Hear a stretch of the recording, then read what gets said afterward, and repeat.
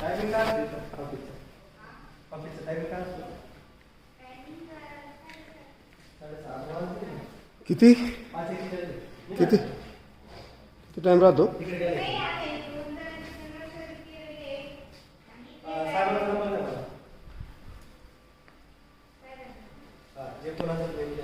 किती वाजता गेलेले?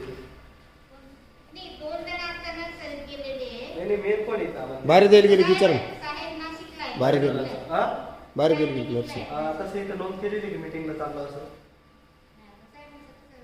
असं नाही. साहेब जरी असले तर इथं नोंद करावी लागते. रस्त्यात काही झालं उद्या त्यांची जिम्मेदारी सरकारकडे असते, म्हणजे आमच्याकडे असते.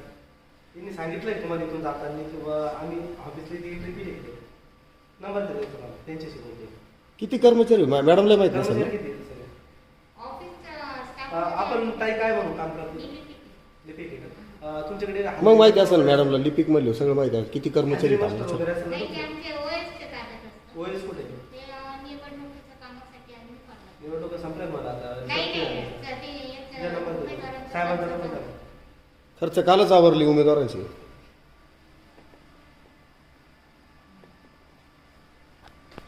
ते साहेबच नंबर घ्या. ऍक्च्युली काय माहिती का, ह्या येवल्यामध्ये सर्व ऑफिसमध्ये सर्व अधिकाऱ्यांना आहे ना कोणाचाही धाक दरारा नाही.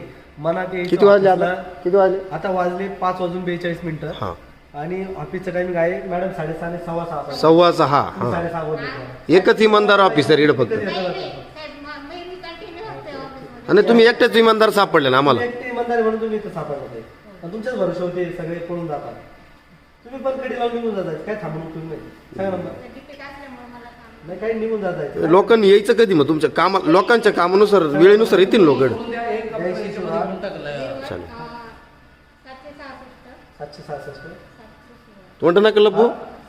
या ना पुढे या ना. लोक पत्राड्यामध्ये तुमचे गोडावून बेरड का या असं ह्या चोऱ्या चालू आहे म्हणून तुमचे पत्र्यात गोडावून मला ते कळत नाही म्हणून. कोण तोडलं बोलतोय? हे एरंडगाव सगळ्या याच्यामध्ये फिरवा. पाहिलं दाखवलं पहिल्यांदा दाखवलं. उघडता नाही तिकड नव्हा तुम्ही वेळेच्या आधी हे टेबल हे घ्या ना. घेता सगळं दाखवलं पहिले हे कोणी ही तर मेन इन्चार्ज त्यांची खुर्ची. हॅलो फोन पण नव्हतं. त्यांची खुर्ची इकडे आहे का? एसी नाही लागली त्यांना.